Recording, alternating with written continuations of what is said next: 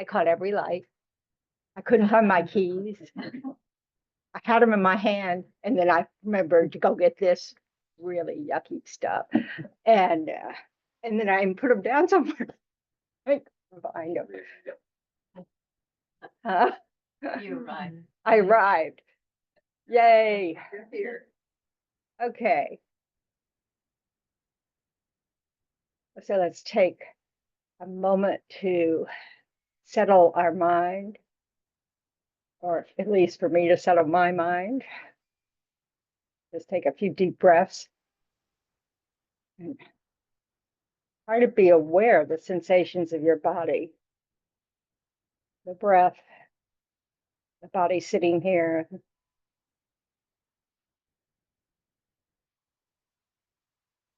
Notice any tension in your body and try to let your exhales release that tension.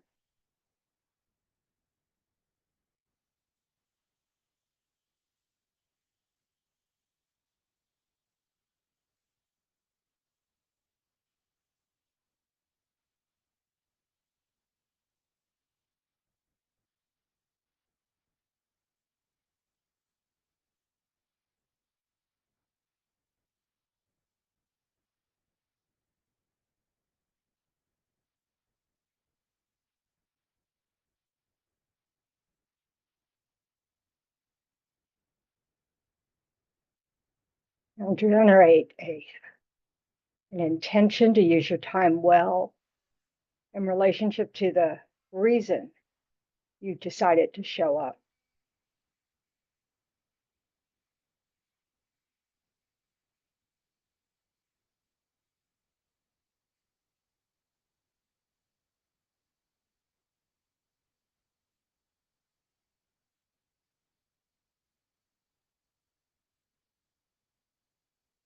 And combine it with a wish that not only benefits yourself, but that it'll ripple out to benefit all sentient beings.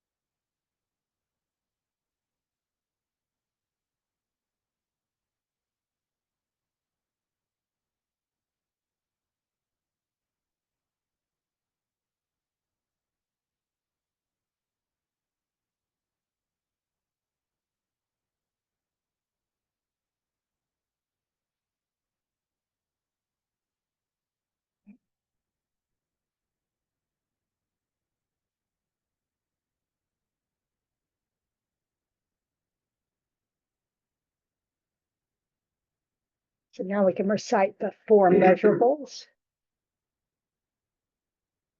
remembering to try to bring to mind people you know, and then grow the circle. It's always helpful to start with people you actually care about and then we practice to try to generate more care for everyone. May all sentient beings have happiness and the causes of happiness. May all sentient beings be free from suffering and the causes of suffering. May all sentient beings be inseparable from happiness that is free from suffering. May all sentient beings abide in equanimity, free from attachment for friends and hatred for enemies.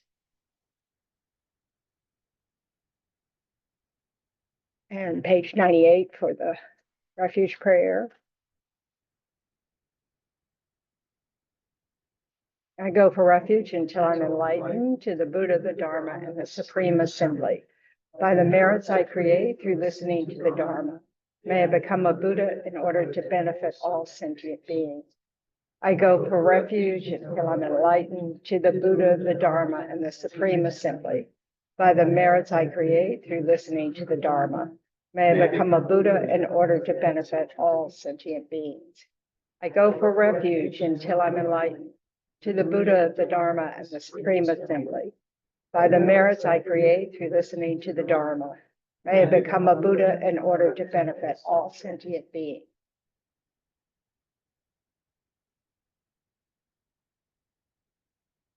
Okay. So last week, we were talking about the 5 powers. These are the 5 powers that help us, if they guide us in how to live our lives. And then at the time of death, they guide us on how to best prepare for the actual death. So anybody remember those or have questions about those? Yeah, we're good. All right.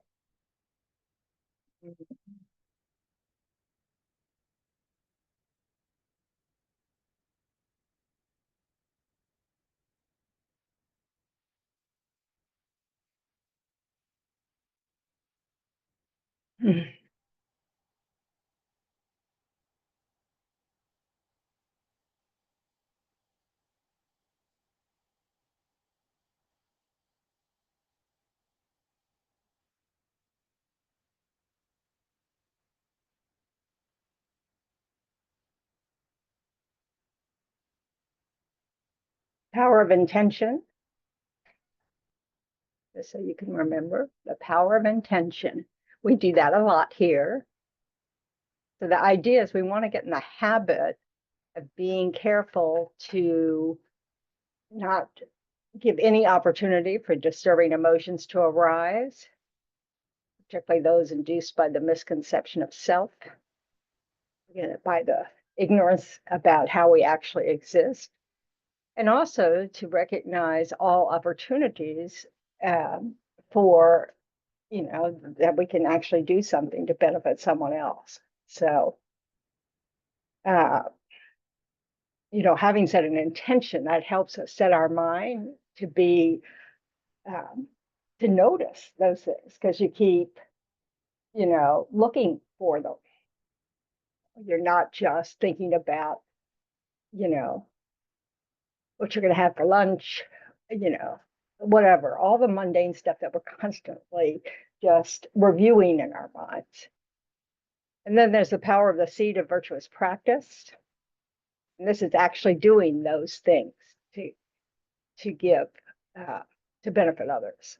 So we want to recognize the opportunities when they're there and then act on them, preferably.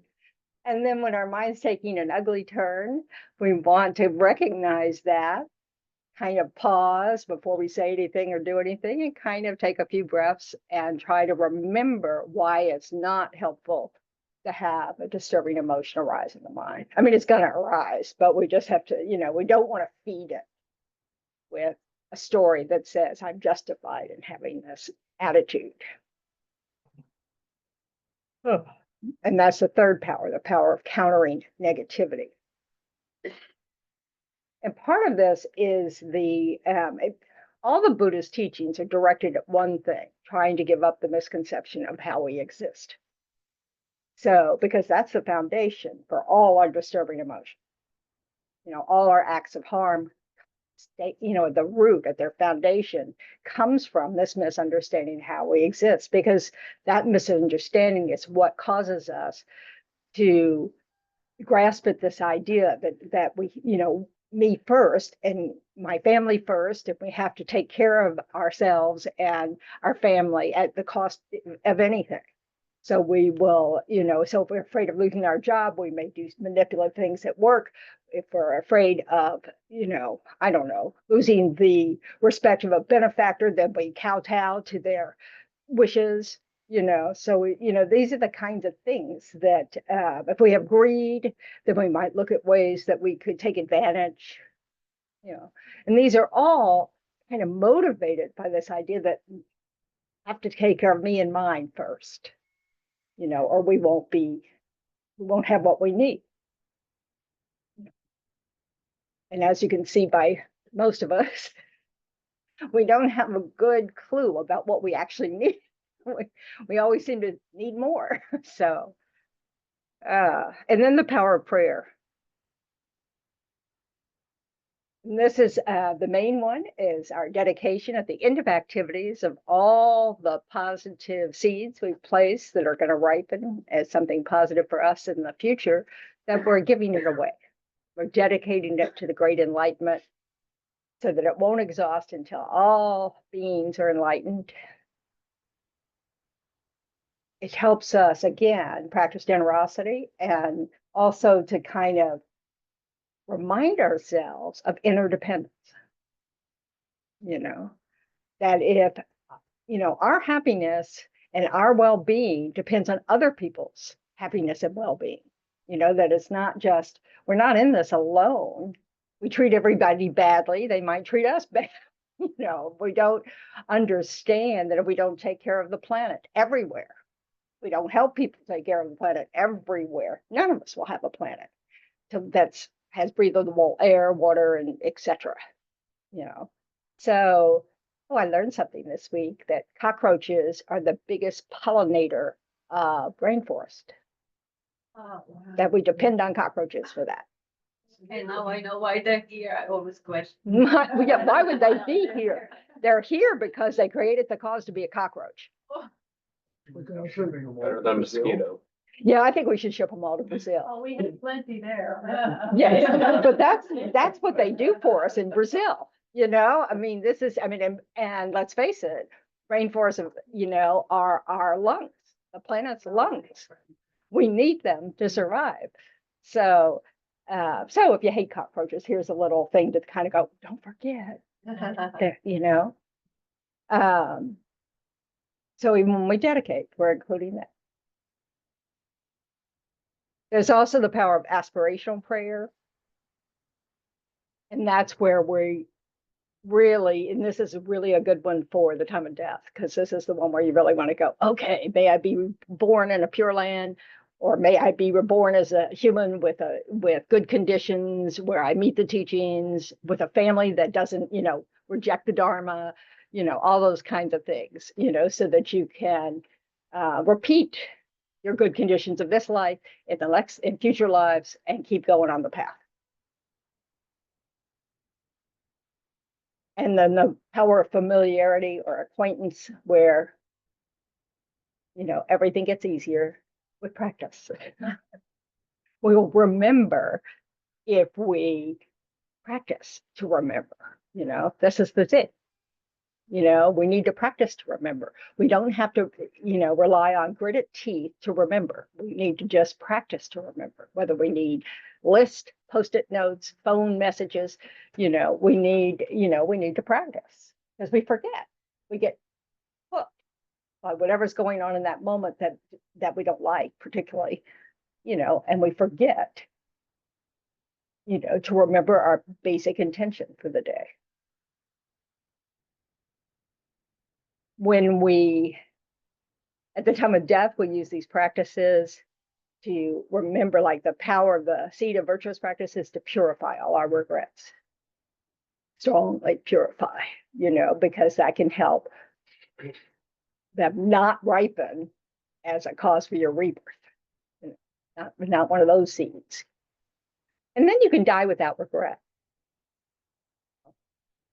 You try to generate a virtuous mind, not dwell on negative things. So this is where it's really important to distinguish between regret and guilt, because you can't keep a positive mind if you keep holding on to this idea, I am bad, and I have proof through all these actions. That's not going to help you. It's really important to understand that what you really want to be doing is thinking about rejoicing about how you really do have the desire to keep working on your mind and changing your actions of body, speech, and mind. Do you have a question? I've already forgot to. I'm so sorry.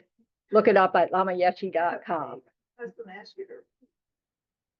Yeah, but it's just the power of intention, the power of the white seed, which is virtuous practice, countering negative attitudes. Prayer. That's my best one. Okay, and then practice. And remembering it gets easier with practice. Obviously, me remembering lists doesn't get easier. because I don't practice it enough. So at the time of death, so you're thinking about, you're purifying things and also trying to keep a happy mind. That sounds weird, but what you want to be doing is looking forward to your next life. Be sad you're leaving the loved ones behind, but you're also looking forward to your adventure of your next life. So That means being a teenager. yeah, or whatever. Yeah, I'm hoping in the Pure Land. I want to be a teenager in the Pure Land because I'm sure it's better. No parents. Yeah, no parents. Yeah. Yeah, I do think only teachers. That's what's the Pure Land is nothing but teaching. The sounds of everything is Dharma. So that's why you can get enlightened. That gives you all the tools for enlightenment very quickly.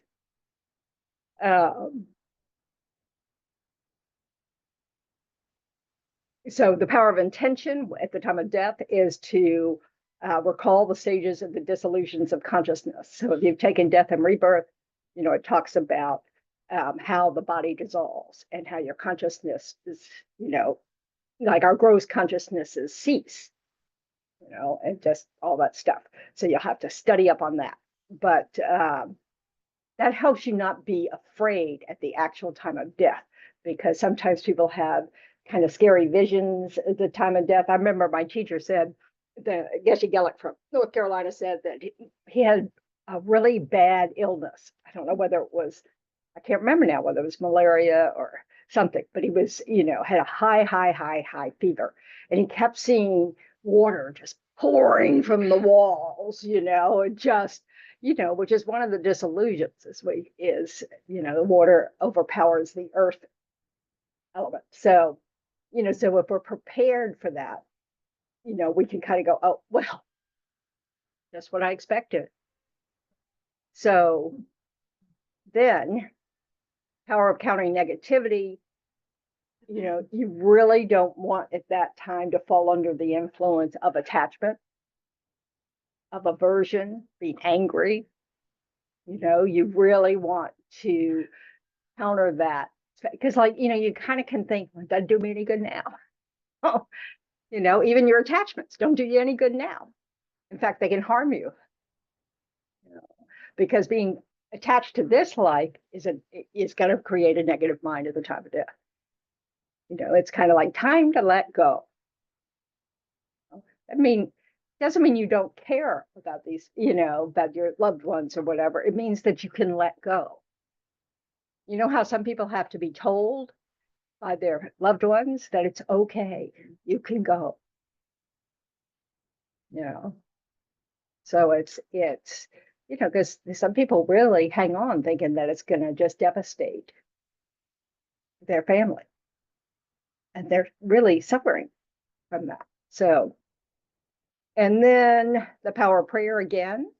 And this time your prayer is very specific. And this is that aspirational prayer, never to be separated from the awakening mind, the mind that desires to become enlightened for the benefit of all sentient beings, the bodhicitta mind. And not to be overcome by our ignorance, this misconception of how we exist. And we only do that to the best of our ability. So, but, and to, and that will help us. We want to remember that disturbing emotions do not help us. The power of acquaintance. Now, this one is what they teach you to lie in the position of the Buddha at the time of his passing into Nirvana, whatever they say, which is on the right side with their head in a certain way. You've seen statues probably. So I know that a lot of the monastics in Asia, or probably just the disciples in Asia, sleep this way when they go to bed, and so I try to start off that way. And actually now I have to sleep on my right side, so it's a lot easier, but do the best we can. But it's mostly important at the time of death. I wonder why. I don't know, and I'm not even sure I buy into it. But who's going to argue with the position that the Buddha decided to lie in at the time of death? No. It probably has to do with subtle winds and energies in the body. And that's above my pay grade. So I don't really know what that would be. So, and what's I gonna say?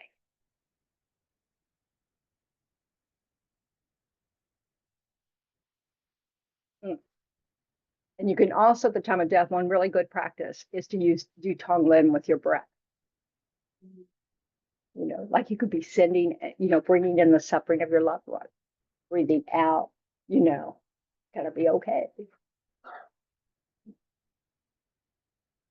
Passionate breaths. Mm-hmm. Exactly, compassionate breaths. Okay.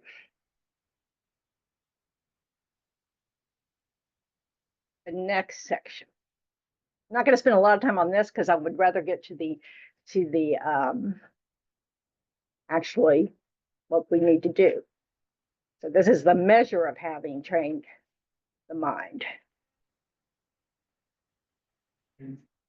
So this is on lamayeshi.com, by the way, the 7 thoughts of mind change, or the 7 points of mind training. This is called Lojong in Tibetan. Integrate all teachings into one thought. All the Dharma is aimed at, you know, countering our misconception of how things exist. And so we want to keep that in mind, like even developing our compassion for others, our bodhicitta mind is still all about understanding that we're all dependent arisings, that there's just an illusion of separation, you know, that where the interdependent shows that. Also, and then all our negative states of mind, even our ones that we like attachment, you know, they come from, they are born out of this misunderstanding of how we exist. So once we actually realize emptiness and become on the path of seeing, whatever, we'll lose that foundation. And so our disturbing emotions will not be able to arise, which is kind of unbelievable. But there you go. That's how important this point is. You know, we can work on our behavior and we need to be working on our behavior, but eventually, and it doesn't change what our behavior should be in, like it wouldn't. Once we realize emptiness, it just means that there's a root that we can pull out that ends our suffering. So, yeah. So this emptiness, the feeling of that this emptiness, can it be experienced in the meditation? Mm-hmm. Yeah. It's how it's experienced. Yeah. Is emptiness a realization or an emotion? It's a realization, because emptiness is not a thing. Can you like think about emptiness? Can I tell you what it is? Yeah. It's not a thing. It's an absence of a thing. And it's a quality all phenomena share. And it's the absence of existing from its own side, from existing, you know, by the characteristics, you know. It is merely labeled by name and conception, everything, that it lacks inherent existence. There's, you know, like nothing has a nature that is it. It's just everything in every moment is a result of a dependent arising, causes and conditions. So it's not a state of mind, it's a quality that all things, even the mind has, you know, that it's an aspect, like red is an aspect of this cloth. Is it an aspect of all cloths? No. Is it permanent? No. You know, because, you know, the cloth is not permanent. Its emptiness will cease when the cloth ceases, because there's no cloth to have emptiness. So it's a quality of the object. So you can never think about emptiness as something out there. It's not out there. It's a quality of an absence of something in every phenomenon. So like would an empty mind like observe like anger like they would understand like that anger would have the same absence of a, Yes, and of it a would, thing. and it Just like recognizes that the anger is coming from thinking that things exist from their own side. That there is actually a source of anger out there. And that doesn't exist. Is it, somebody's asking, is it fpmt.org? No, I would go to lamayeshi.com.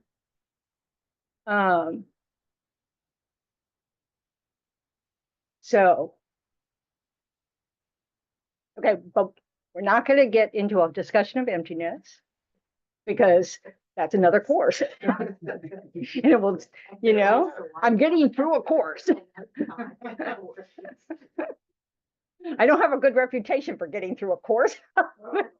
I tend to talk about all sorts of things every time. So, little discussion. yeah, we're not having discussions. We're letting me teach. What an idea. What a concept. Little teaching. Okay, primary importance should be given to the two witnesses. Others, we need to listen to others and kind of check up, or what they're saying true, you know, so we can modify our body, speech, and mind if needed. But the main witness is ourselves. We need to be paying attention to witness our thoughts, our actions of speech, and our actions of body. And we want to look out for when we're lying to ourselves, because we do that, you know. And the more we look, the more it'll become apparent. You know, it'll just like, oh, well, that's probably not true. So this is where kindness and self-compassion come in. The most important thing is to find out where we're lying to ourselves, because we can't change it unless we know we have that habit. We also can't find out what the truth is unless we find out when we're lying to ourselves. So whatever we're lying about, we're not going to be able to work on because we're lying about it. You know, we think we don't have that issue. So, and this is generally around self-interest. We have to spot our self-interest. We can think we're doing something for the good of someone else, but if we really look deeply, we realize, oh, this is really about me. It's not that it might not benefit someone else, but we want to recognize where our self-interest is. You know, so kindness and self-compassion, really important on this subject. Okay. Constantly cultivate only a joyful mind. A trained mind is a joyful mind, even under adverse circumstances. This is what we're working at. So this is why equanimity is not blah. Equanimity is joyful. Equanimity sees all beings as valuable. Equanimity sees all events as valuable. Negative events help us. Positive events help us. You know, that we're not depending on what's going on. We understand that this is a temporary kind of existence based on our ignorance. And if we keep working on our mind, working on our wisdom, you know, we'll understand that. You know. And we have met the teaching. So we have tools to work with our mind. You know.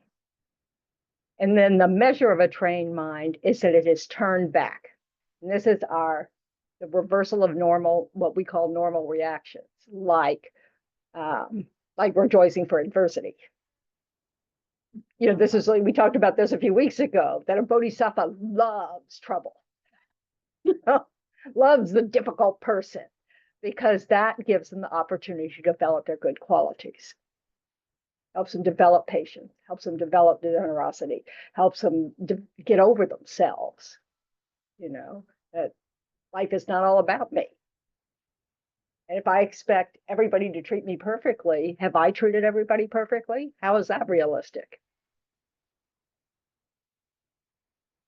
Again, it would come back to myself as the best teacher. Absolutely. All that is really. That's right. That's what we're trying to develop. is our inner guru, where we studied hard enough to really be able to recognize when we're going off track. And nobody can do that for us except us. You know, that's where we have all the power.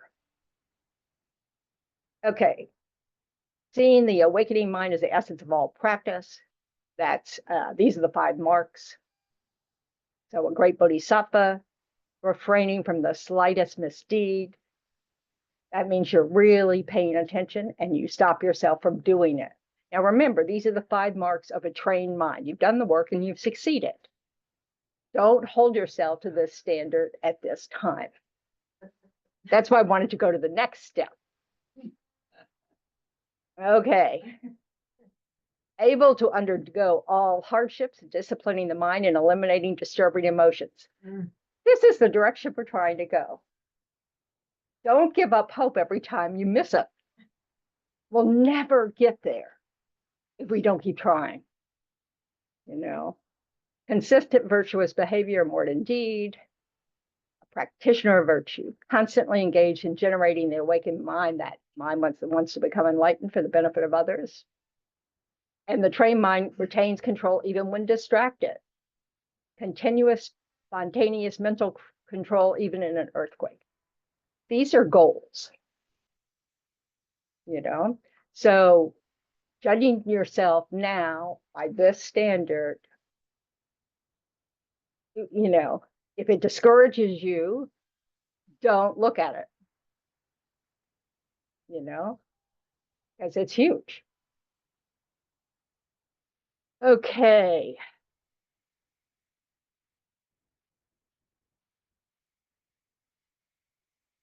Question?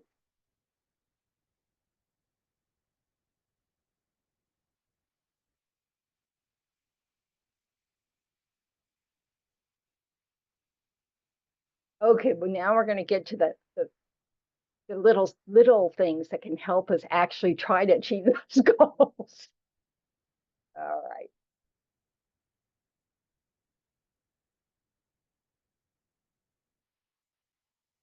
Yes.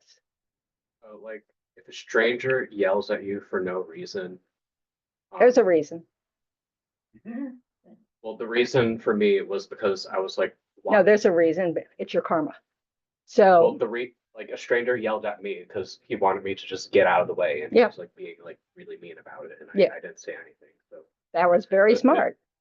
Is silence would silence kind of be like the Buddha's Yes. response? Yes.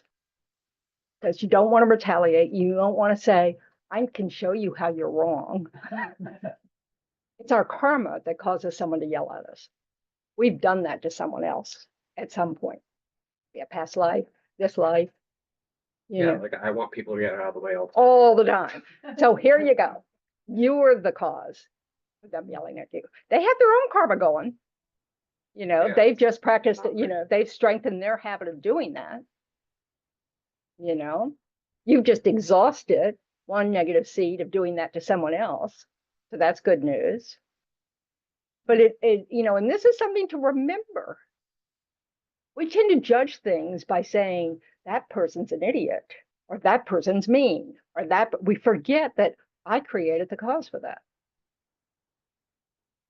You know, so that makes it a little easier to relax and say nothing. You know, it's like, don't worry about it. You've just exhausted some negative karma. Yeah. You know, Efficient to exhausting negative karma by not reacting or reacting in a positive manner. yeah. If your motivation is to practice patience, or you know, I mean, it just depends on what your mind is like. Right. You know, but yes, definitely you're not creating the cause. You know, if you yell back, if you're creating a negative thing. You know, at the worst, probably you're neutral. Worse. Well, in other words, if you haven't done something that actually creates merit. Neutral means that you're not going to get any, you know, there's not going to be a result from that kind of karma. You know, Neutral. so silence was by far the best response. You know. But sometimes, like, I remember stopping at a gas station. I was 18 or 19, stopping at a gas station, and this big man came yelling at me that I parked my car in the wrong place. And then I thought, this man's going to kill me. I mean, I really felt like that. It was like he sort of get in his car and just run over me. I was so terrified. I mean, I didn't say anything. I moved my car, to hell with gas, and left. That motivation is what? Fear. Fear, self-preservation. It comes straight out of ignorance. Now, it's also smart. We should protect our bodies from dangerous situations, So nothing wrong with that, but it's not creating virtue, So What would have been a more virtuous way to react to that situation? to either just leave. So you did that. He did that. I did that, But but it I was didn't still just leaving. leave without Yeah. thinking horrible thoughts about that crazy man in the gas station. I judged the person entirely. So it wouldn't have been to apologize and rearrange the car. Oh, I did all that, but it didn't matter. I mean, this man was fierce. What did you do wrong? I don't I don't know. Probably not. Oh, I'm sure it was nothing. I mean, I don't think it had anything except karma from my side. I mean, I didn't know that at the time, but it's just, it's obviously, maybe he's just sick of white women coming into his neighborhood. I'm not kidding. I mean, it was really, really angry, and white privilege might have had something to do with it. Oh, you just drove up there and, took that space to fill your car. I mean, who knows? So it's just, and that's not necessarily unreasonable. It's like, I do suffer from white privilege. And in a city like New Orleans, that can be annoying, to most of the population. Coming here today, a guy, car, cut right in front of me. I had to slow down. And I honked on my horn. And I started in my head thinking, oh, what is it? And then I caught myself. Hey, great. And I said, oh no. I bet he has to get over Yep. in that other lane. He has to make a turn. And it's exactly what happened. And I thought, oh, and I didn't get down on myself either. Good. But, I caught it. And I let it go. That's a rejoicing opportunity. Don't forget that tonight before you go to sleep, to rejoice about it. I mean, it really is. That's what we want to be able to do. It isn't that we don't want to, when the opportunity is there, to correct the information, but you're driving your car. There's no opportunity for that. What you want to do is act safe, do something that won't help with the accident potential in that moment,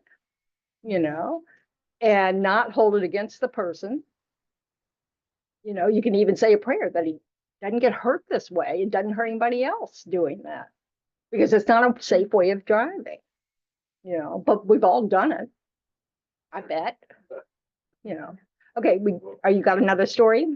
Would dying with road rage send you to the hell realms? Probably.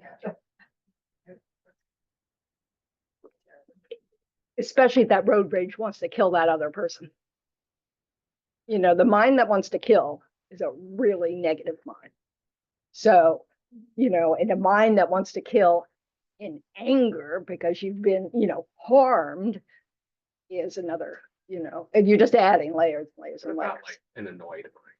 An annoyed mind is that kind of mind. It's not as heavy as a really angry mind, but an annoyed mind is not gonna send you to a nice rebirth.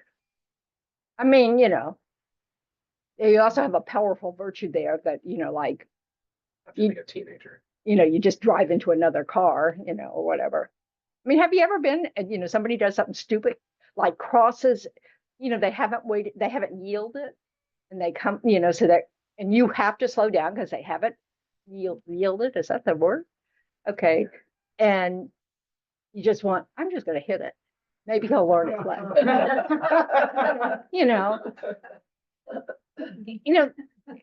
That's ignorance on so many levels.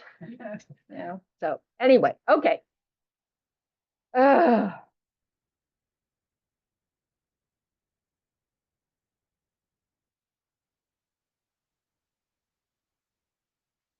subjugate all reasons for, wait a minute, let me. All right. Always train in the 3 general points. Don't break your commitment. You know, if your teacher has given you any practices, try to do them. You know, if you have commitments, you know, when you take empowerments for deity practice, tantra initiations, there are lots of commitments. So you do those. Training our minds does not prevent us from the fact that we're fragile. So we do need to take care. That's why leaving a dangerous situation is a smart thing to do, because this body, your mind and this body has the potential to become enlightened. You know, and you want to prepare your mind for death, all those things. So you want to take care to guard, you know, your life. But maintain equanimity towards all beings and treat all disturbing emotions as equally needing to be eliminated. So just because someone has endangered your life, you don't want to lose your equanimity towards that person. You want to recognize that some negative karma has ripened, that yes, the person is doing something that, you know, is endangering your life, but that is not who that person is. You know, they are also receiving some negative karma for that, you know. So, or it just depends on where their mind is, and we don't know what's in their mind.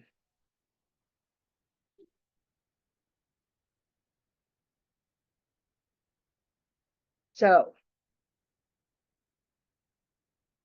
you know, again, it's just, you know, you keep your commitments, you continue to train your mind with recognition that the body is fragile. In other words, you respect the fact that this is a precious human rebirth. Those of us who have the conditions to actually practice the Dharma, it's a really good condition. So we want to keep that going for as long as possible before our time of death, so that we can hopefully be reborn with the same kind of conditions.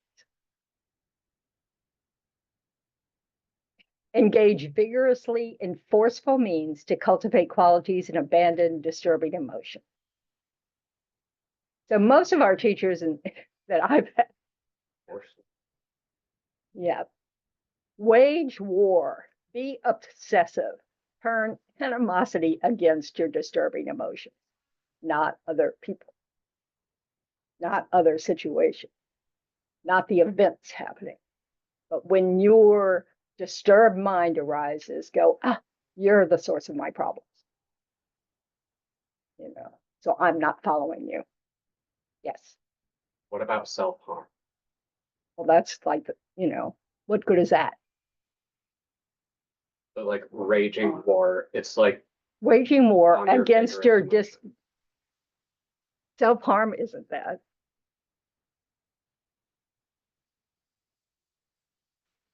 This is all mind. This is the mental mind. So when our, you know, like the desire to self-harm is a disturbing emotion.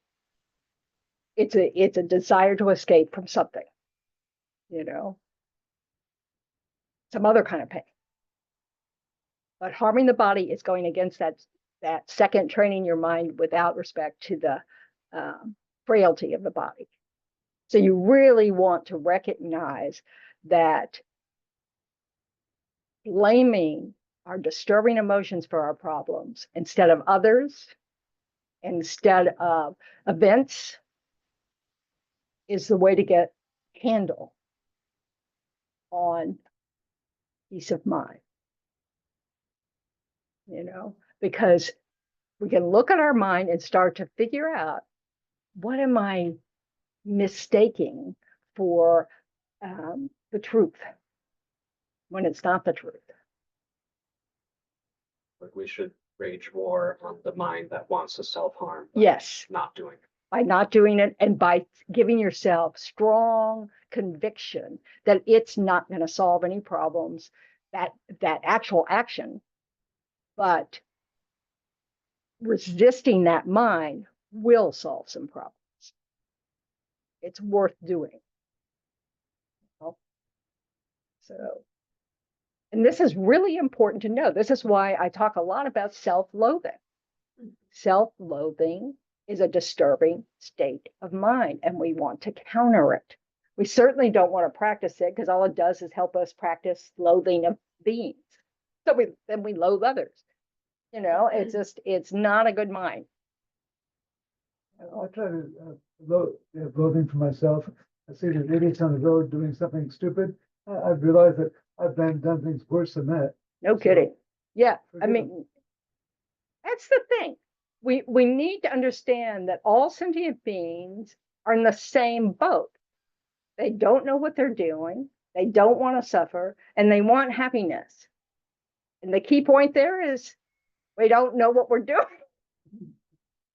So we have to learn what is helpful and what is not helpful, you know, and getting angry at someone who's being unskillful is harming our minds. That's not helping, you know.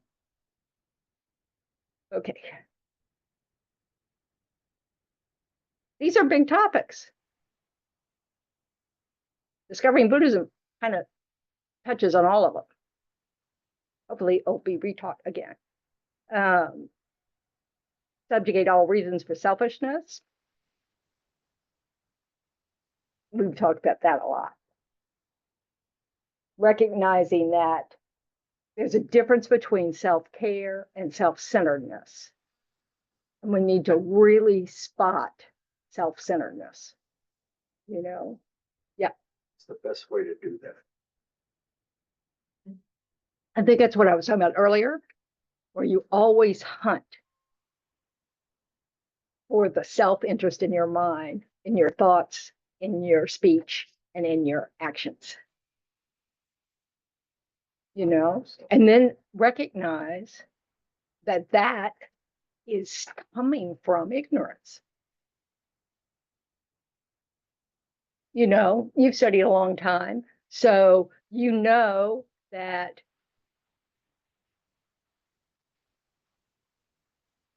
if once we uproot this misapprehension of how things exist, this selfishness won't be there.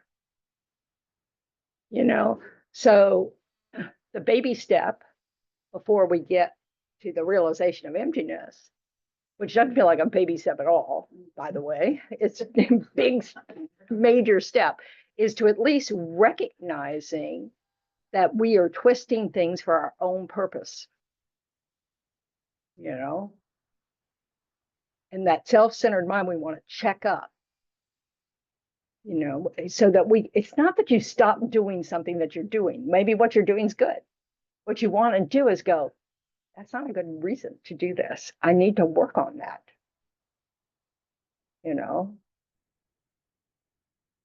you have to, and what does that take? That takes looking at what are the advantages of benefiting others and what are the disadvantages of self-centeredness. You know, so we can really get that when we do something purely for our own pleasure or greed or reputation or blah, blah, blah, blah, blah, you know, whatever it is, if it doesn't also include benefiting others, maybe you should abandon that idea. Because it's feeding self-centeredness. You know, like, you know, if you, I don't know, I can't think of a really good situation. So you have a partner and you say, the hell with you, I'm still going to blah, blah, blah, da, da, da, da, da, doing this and that. I don't care if it hurts you. All those kind of things. Now, sometimes we do have to do things in spite of the fact that our partner doesn't want us to do them. But we have to really check up on our motivation. Do we want to hurt the other person? If it's a no, then you try to convey that. You know, is this necessary for your peace of mind? You know, if it is, maybe it's a good thing to go do, you know. But it's a process. Yeah.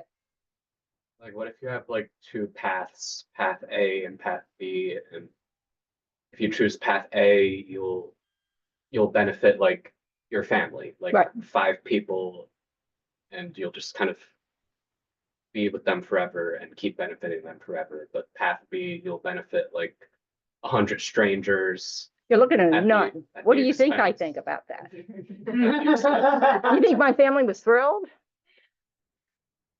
No, I mean, so yeah, you have to really weigh that. That one of the arguments for giving up attachment is you are one person. There are billions of other beings. So why do we consider ourselves to be so important? So we want to, so yes, Like, why should I consider my family? they are important, They are. but it's also important to feel like you are of use to many beings. If you have that ability, we want to go for it. Because we don't have to please everybody all the time. It's not a matter, that's not compassion at all. That's feeding their need to control. Yeah. Also, sometimes when you're making other people happy, you're not benefiting them at all. It's You just, yeah, negative. yeah. Back sometimes. Like when you keep going to the store to buy cookies. Did you hear? What? Like when you keep going to the store to buy them cookies. Or cigarettes. Yeah, but cookies can be just as deadly, let me tell you. So, yeah, I know. That's what they want. It's what they want. But that's just like, well, parents who keep giving money to addicts in reverse. So, I mean, we have to understand there's a point at which we have to decide what is really compassionate, doesn't mean that they'll be happy with you. Making someone happy with you is not necessarily wisdom or compassion. That's about, I want them to be happy with me. I want them to like me. I want them to approve everything I do. All those things, which almost all of us have quite a strong habit of, we have to really, that's what I'm saying, we have to really look, am I really benefiting someone else? Or am I really just trying to get their friendship, love, whatever, money? So that's based in one week of eight, be darn. Wanting Praise instead of praise. criticism, wanting to belong instead of not belonging, all those kinds of things. Yeah.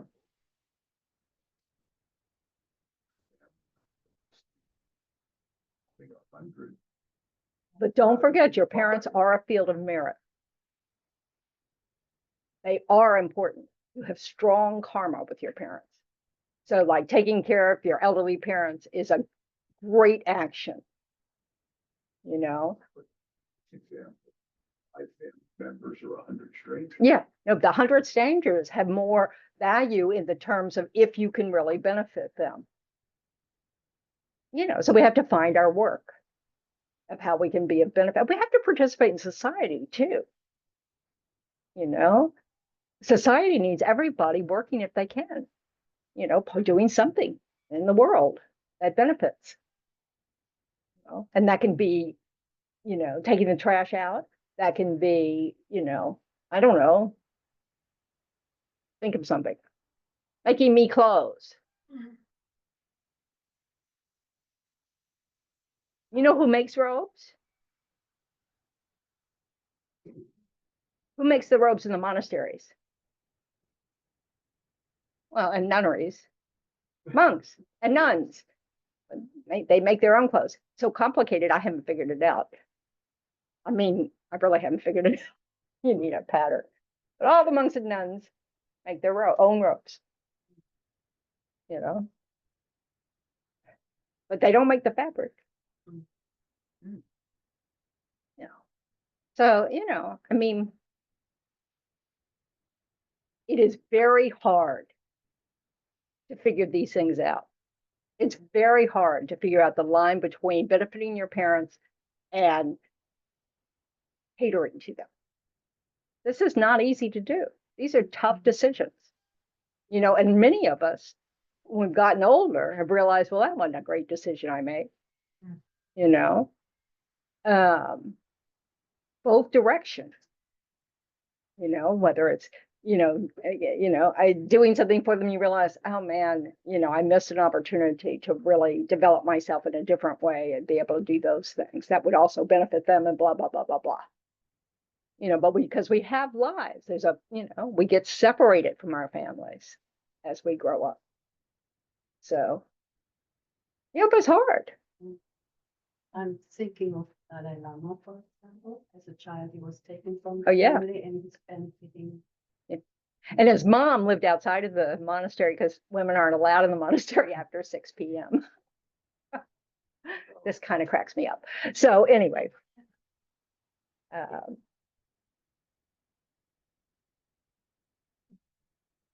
okay. Trying consistently to deal with difficult situations. Okay, one thing is you don't want to get angry towards the fields of merit, like a Buddha. Try to avoid getting angry at a Buddha. Since we don't know who is a Buddha, it's helpful not to get angry at anybody. The abbot, that's the person who gives you vows or runs the monastery, the nunnery, teachers, and parents. Oh, joy. Avoid disturbing emotions towards your family, the people, or anybody you live with. So monks and nuns get along with their roommates. Do not wish misfortune on people you consider your rivals. You know how you ever have a wish that, something kind of bad happens to someone you really don't like? Well, I hope they get fired for that. I hope they get a ticket. I do that a lot. But what if something bad does happen? What if something bad does happen and you get happy about it? That's not good. That's a negative mind. What you want to do is have compassion. We don't want to rejoice in people's downfalls. We wouldn't wish that on ourselves, so we shouldn't wish it on anybody.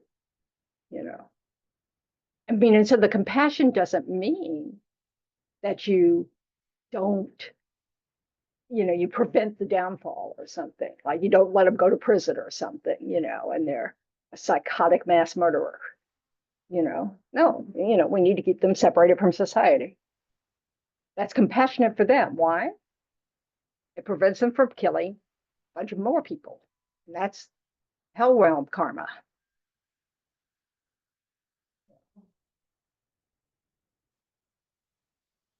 Restraint. This is one of my favorites. These are things I've had to learn. Restrain anger towards those I'm trying to help. Remember, this is training consistently to deal with difficult situations. So you're trying to help someone. Have you ever lost your patience when you're trying to help someone? I mean, even as simple as you said, yeah, I'll give you a ride. And then they keep talking to people and you're ready to leave. And you're like, okay, So we want to be able to recognize, okay, I offered to help. I'm trying to help, da, da, da, da, da. So what can you do in situations like that? Say you've offered to something, drive something simple, something like you offer somebody a ride and then they're late or they're, you also have a schedule, and you've even told them that, but they keep talking. What's your I option? would just say I have to go. Can you find a ride with somebody else? Yeah. You really can, and especially if you do that with a mind at ease. You also have commitments, responsibilities, And so you can say, I know I offered you a ride, but I have to go now. Are you able to come now? If you're not able to come now, I have to go, and I hope you can find another ride. But you don't do it out of anger, impatience, whatever, like judging them for being, Or sneak out. Oh yeah, that's really rude. Like being on time, I feel like culture is Yeah, I also know like a you do. crucial thing. I can tell. Like my Venezuelan side of the family is just late for everything, and it's And so like, are you. yes, I'm late for you. Yeah. It's just so hard, like to not get so annoyed with. Yeah, I know. You don't think it affects me every time you walk in late and walk around everybody else? I mean, this is the thing. This is karma ripening. You know, I'm an impatient person. So I create the cause for people, for conditions for which my impatience will arise. What do I need to do? Work on my mind. People have good reasons for being late, you know? Yeah, I know you don't, but that's okay. I accept you anyway. And also, it is really true about different cultures having different, like Tibetan time. I don't even know what Tibetan time is. His Holiness the Dalai Lama is the only Tibetan I know that really kept to schedules. And that's because he was such a busy head of state, Oh my goodness. But that's just not the way their culture is. It's communal. They'll get there when they get there. Partly because they don't get uptight when things take longer than you expect. So they're relaxed. Okay, so I'll get there later, Now, most of those who are kind enough to come teach us in this country recognize that we're all losing our minds.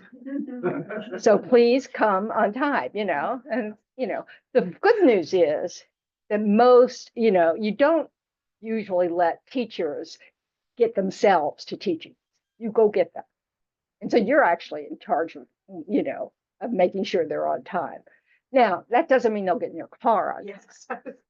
Yeah, that's really questionable. So anyway, but over time, like Getty Gellick's been in the States now 20 years or something, and he's kind of learned that it's, I'll just show up on time so I can leave on time. Anyway, but yeah, there's something, cultures do things differently. And so judging people by when they show up, why? We don't do the same thing all over the world. Our method is not the best method. It's like, I love the people who come to retreats without a watch. Oh, so you're just not going to know when to show up for meditation. And you think it's really cool to walk into a meditation while everybody else has already started. It's not cool. Bring your watch.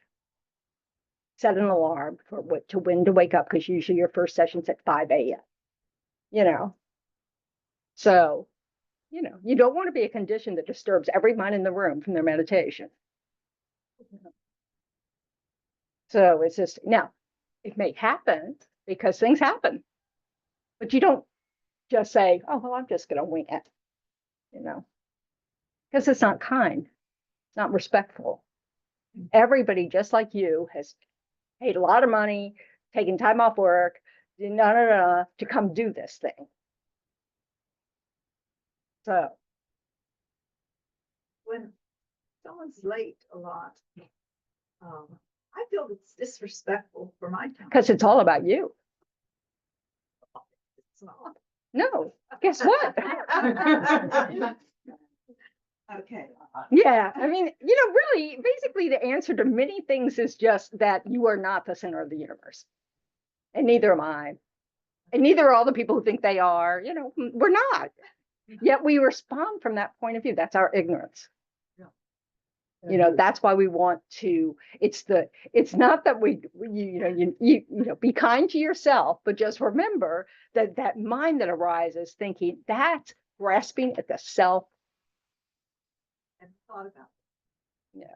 Is it disrespectful when people don't return your text? I always feel that's disrespectful. No. Some people are not glued to their phones. Well, I don't know any of them. Yeah, I mean, well, I know you don't know any who aren't. That doesn't mean that they aren't.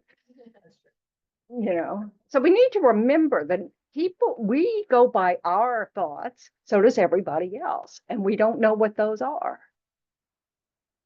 Sometimes I don't answer texts because I want to be able to take some time to answer it, and so I don't have the time, so I wait. I wait a day or two. I've waited a whole week. But there's no way that says that you're obligated to answer it. No, that's why we use them. Right choice. It's like why everybody loves a cell phone is that you don't have to answer it because it tells you who it is and you go, nah, not today. And that's a perfectly good reason. That's the worst thing about her, because everybody assumes, like she just said, well, everyone's got their phone. Why aren't you responding Because, to me? and that's Why her aren't you mind. That's the answering?" other person's mind. But I think We one just of the work on people- our mind. It was, I missed the days when, you know. Yeah, they couldn't there was tell no that you cell did. phone. You Yeah. were, you got. And I really home and resist.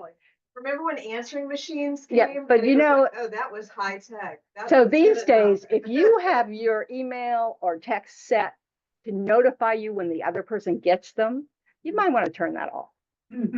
Because that feeds that mind, that being disrespectful if they don't respond. Yeah, and then there's a story. Oh, they're mad at me. Why don't they? Oh, What yeah. if- Oh, yeah. man, we could run with it. Story wasn't answering, that's true. Yeah, but this is why we have to look at our mind and work with our mind so we don't turn it into a condition to create negative karma.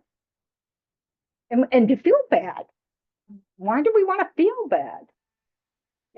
I think so too. A lot of times it's, like you said, you assume things. So if you try to improve your communication with that person, for example, if I keep being late to some meeting we have and that makes you feel disrespected, you kind of say, hey, like, I want you to be aware of the time commitment I make. Is it okay if you try to make it on time? And that person might be a cultural thing. Oh, right? absolutely. And then they're like, oh, I didn't know that made you Yep. feel that way.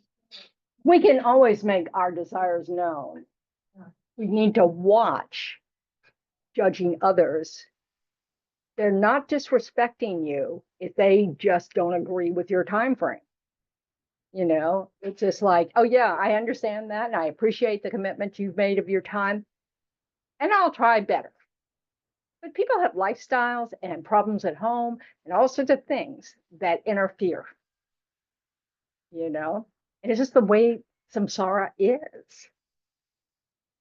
So I think telling people, sharing with people, especially people we know, well, or we repeatedly see, but we really want to take care of our mind.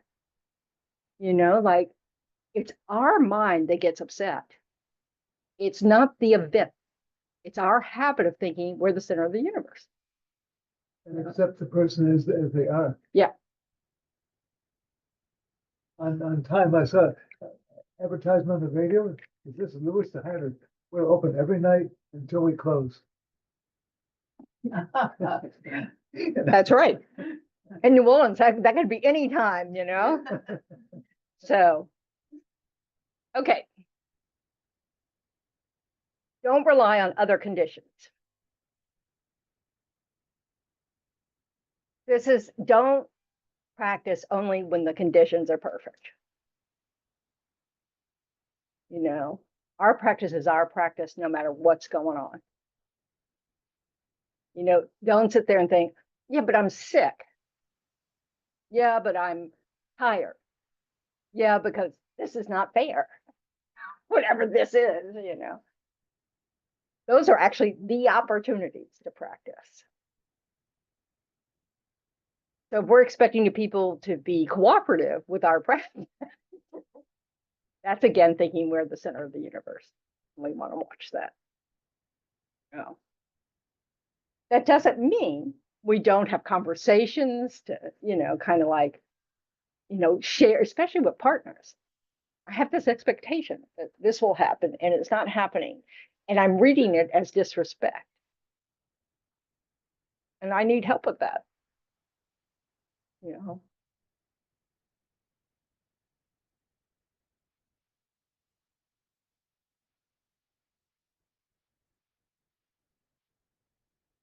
Transform our mind, but maintain natural behavior. This is what Venerable Rabino would say, don't go around acting so holy. It's not like up to you to display to the world, I know better than you about how to practice. We just change our minds and we act, we use kind words, we use da da da da da. We don't feed our pride from that. I'm sorry, I can't go to that because I have a meditation at that every day, you know. And it all depends on your mind too. Sometimes that's helpful information, you know. I have a Zoom call every day at 9 in the morning, or I read a text with a friend, you know. So I'm not going to answer the phone or reply to my text, you know, during that time, and I don't schedule things during that time. Yeah. So it's same with my practices, you know. So sometimes I have to do those at a different time, but it's not, you know, but I have a schedule. So, but it's not something you offer up to some. You mean you don't meditate every day? You benefit so much if you meditated every day. That's my job. And y'all would benefit so much if you meditated every day. Oh, don't speak of others' faults. This is such a good practice to just sip it. And then tell yourself there's a reason not to speak of others' faults. Because they're a mirror, I'm sorry. because they mirror ourselves. Oh, totally. You know, I have a physical therapist that does nothing but talk about the other patients and how difficult they are. And I just keep trying to think about, I wonder what he says about me. You know. So it's just, you know, I'm not the problem, it's the people I tell. yeah, of course. Of course. This is the thing. So the less we can talk negatively about others, first of all,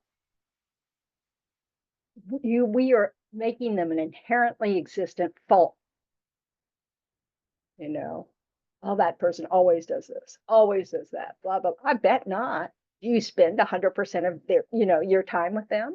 Do you see them in every moment? Do you have any clue what they're like in every moment?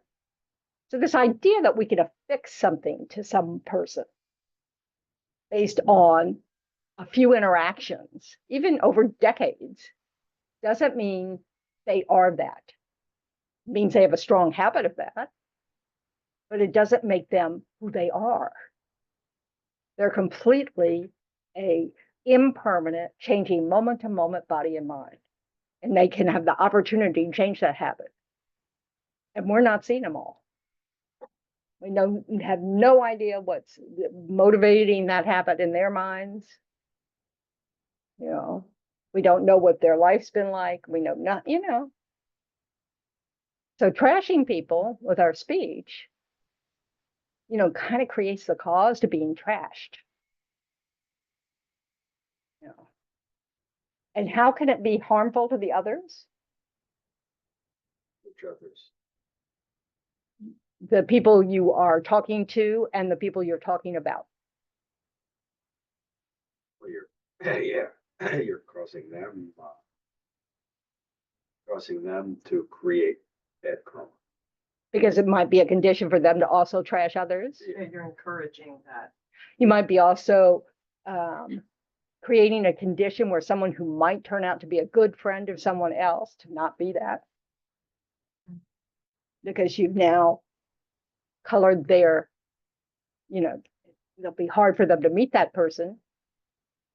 How about, you know, when they're sitting in the booth behind you and you didn't see them? Like one of the things we were taught when you work in the legal profession, I used to be a paralegal, and, you know, is don't talk in restaurants. You don't know who's around you, and all your information is confidential. You know? So shut up. It's that simple. Don't do that. But it's also about, I mean, ordinary conversations. You know, you don't know who's at the next table who might be best friends with. You know, or that might be their sibling. I remember I was in a car one time where somebody said, oh, I hate that new building. It's so ugly. And the girl in the car said, my uncle designed that. You know, and then you feel kind of stupid. You know, because who needs to say that? That's your opinion. You know, oops. If you said it was, oh, I love that building, that would be, you could say something positive about the building or the person. Yep. You can say, talk about people as long as it's positive then. Yeah. Okay. Yeah. But really, talking about other people who are not present is not always a great plan. You know. Celebrities are. But, yeah, that's got to be a hard time. Fame is not a great condition. So Venerable, I have a question.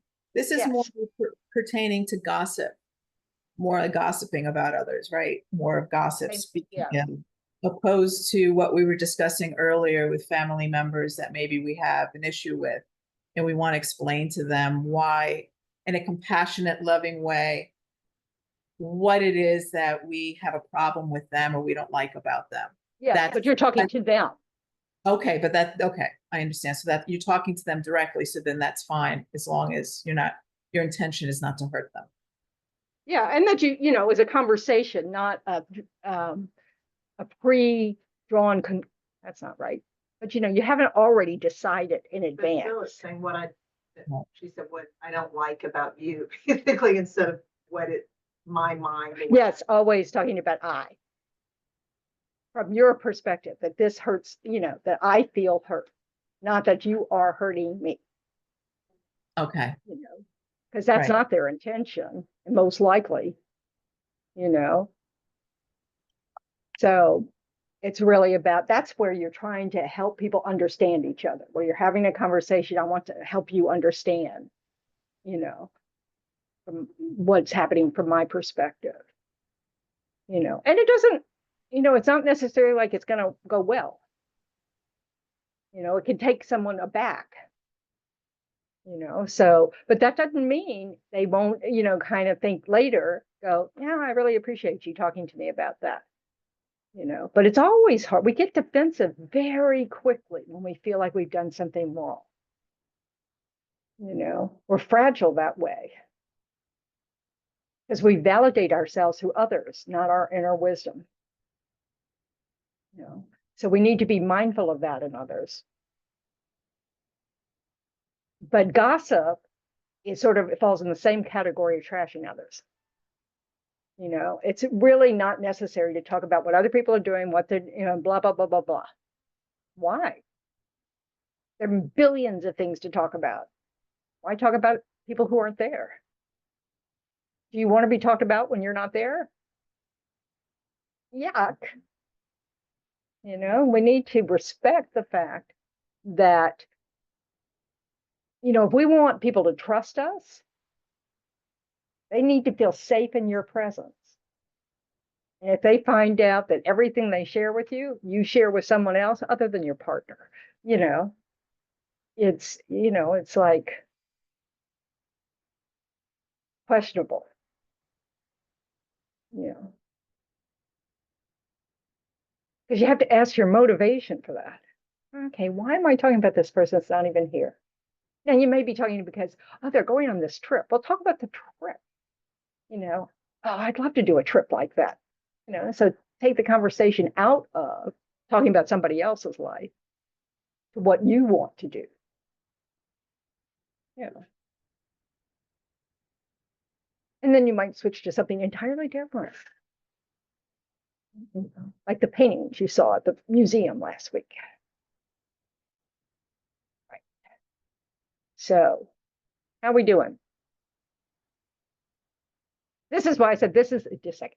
This is why I said this is the list of things that help us become those marks of a train down the road. Yeah. Like small talk is like one of the most painful things in the world. I'm so sorry. And just like talking about other people is so much more interesting. Yeah, well, that's all about you, isn't it? It is. Yeah, so let that go. That's the problem. We think self-entertainment is hugely important. You know, it's like, I'm sorry, I don't care. You know, Like, I don't care about the weather or about Yeah, that's your fine. job. Yeah, that's right. That's fine. So you need to find something interesting to talk about that's not other people. That's your job. I mean, interesting to you and Like, hopefully there's to the plenty other of things people. interesting to me. Then so don't talk about other people. I know it's entertaining, but then you're making up stories about people. That's why we like books and movies and plays. Da, da, da, da. We like entertainment. We need to understand that, if it doesn't have some value from a Dharma perspective, like if you don't watch things with your Dharma eyes, you're missing a great opportunity. Because movies and books, really well done movies and books and stories and stuff are about people. It's about our struggle in samsara. So you certainly can learn things from them and kind of look at attitudes. You could spot attitudes in the story itself that like, oh, well, this isn't going to turn out well, so it can be helpful that way. So it's not like there's something wrong, about wanting to read those things or look at those things or whatever, but we want to try to keep Dharma eyes on it so that we don't start being really happy when the bad guys get it. And we don't start feeling like, those people are just not nice people, have bad things happen to them. These are practicing minds you don't want to have. It doesn't matter whether it's fictional or reality TV. It's because we're talking about the mind. We're talking about training the mind. And we feed our mind garbage a lot of the time. And we want to recognize that, and make sure that we're using our Dharma eyes when we view it so that we can know. It's like, you remember that show Dexter? Yes. Okay. I just would not watch an episode of it because I just saw what its premise was. I thought, oh, I don't need to watch that. It's a terrible idea when we start glorifying, someone as a hero because they killed the bad guy. That's about as un-Buddhist as you can get.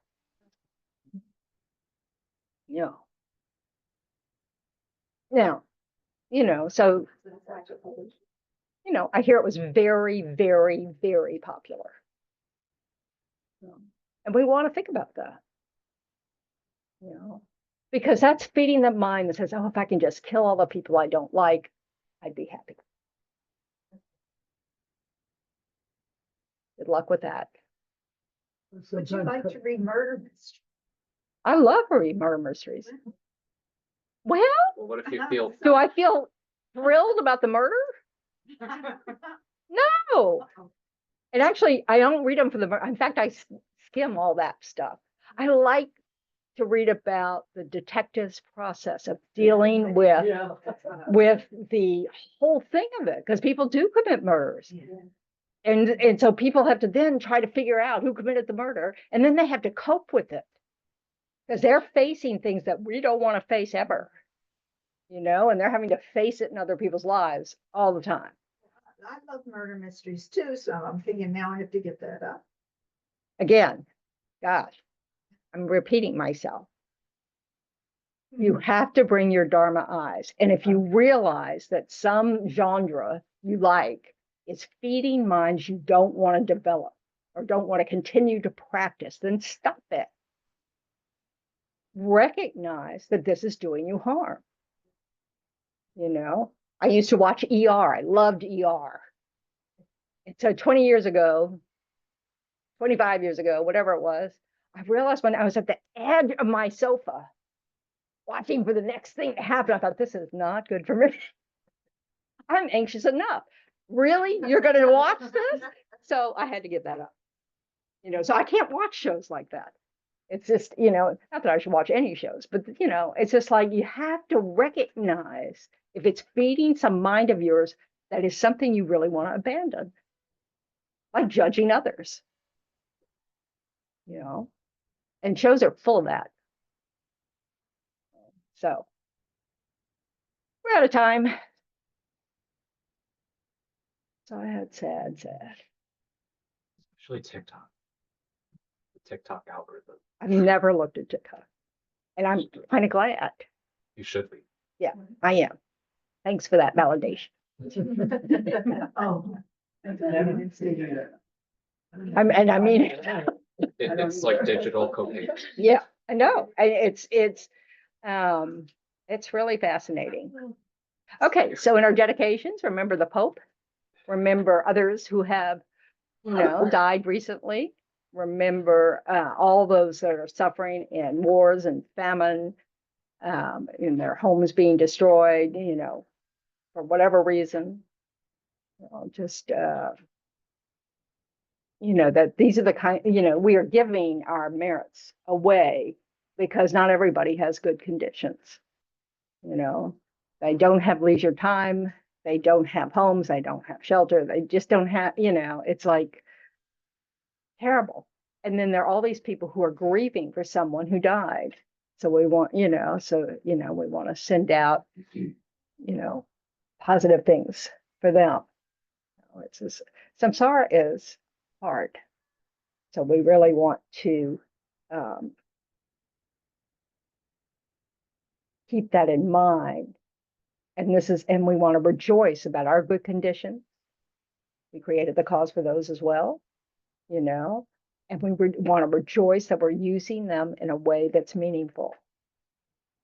And then we want to rejoice, about all the things that everybody's been doing that's meaningful, that's helping others, that, to have a lot of gratitude for the goodness that's happening all the time, and that's a manifestation of Buddha nature.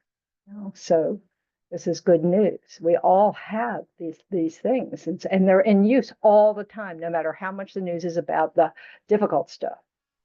As His Holiness says, good news is not news. It's what happens most of the time. So we want to rejoice in that.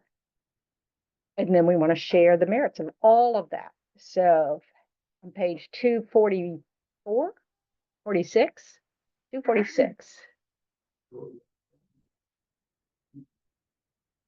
246, 240. I know, I've said that. Thank you for looking, because I get that all the time, wrong all the time. Oh, I have to share it, don't I? Oh, oops.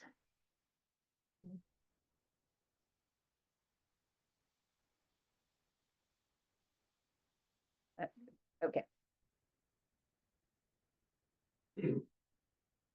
So feel good about your efforts and everybody else's efforts and all the virtues happening in the world at this time, today, all those in the past, and all those that we can be 100% certain will happen in the future. May all beings everywhere, plagued by sufferings of body and mind, obtain an ocean of happiness and joy by virtue of our merits. May no living creature suffer, commit evil, or ever fall ill. May no one be afraid or belittled, with a mind weighed down by depression. May the blind see forms and the deaf hear sounds.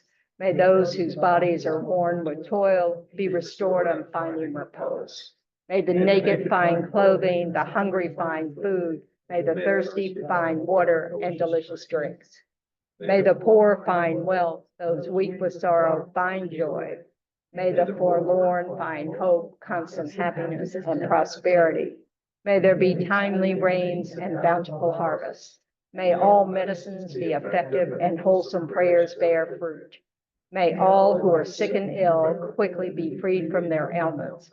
Whatever diseases there are in the world, may they never occur again. May the frightened cease to be afraid, and those bound be freed. May the powerless find power, and may people think of benefiting each other. For as long as space remains, for as long as sentient beings remain, until then may I too remain to dispel the miseries of the world. And then page 244. I can't find it. Go. It is 244. Yeah, I know.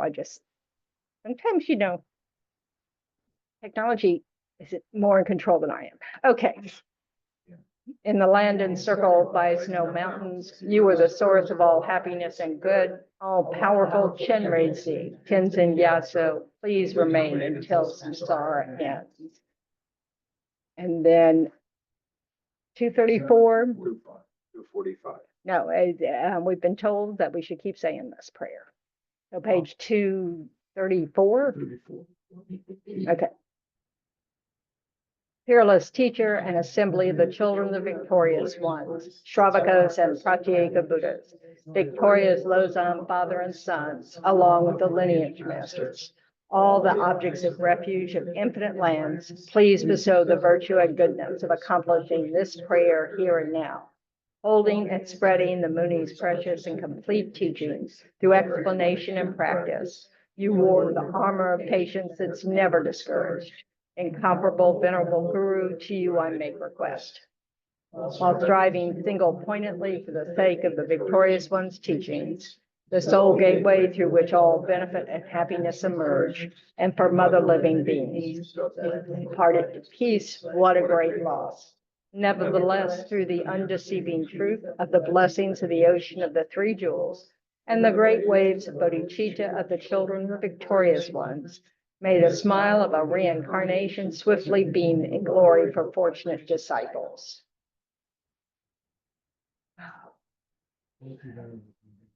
You. All righty. Forgot what you do. Stop share. Sometimes the mind does not work. Recording? Yes. Okay.